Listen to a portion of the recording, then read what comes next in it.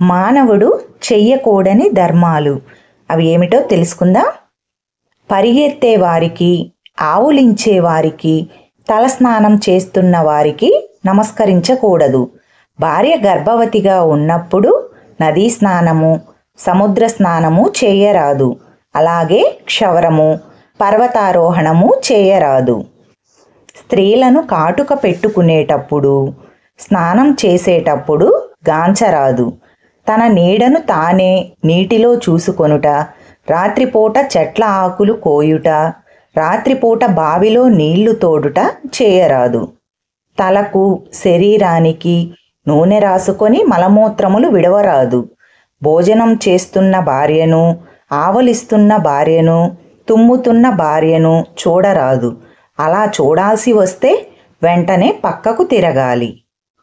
చతుర్దశి నాడు క్షీరము, అమావాస్య నాడు సంసార సుఖాన్ని గూర్చి మర్చిపోవాలి. అలాగే మొలతాడు లేకుండా మగవాడు ఎట్టి స్థితిలోనూ ఉండరాదు. గుమ్మడికాయను స్త్రీ ఎలా పగలగొట్టకూడదో దీపాన్ని పురుషుడు ఆర్పకూడదు. నీళ్లు త్రాగే జంతువులని, పాలు తాగుతున్న దూడను అదిలించరాదు.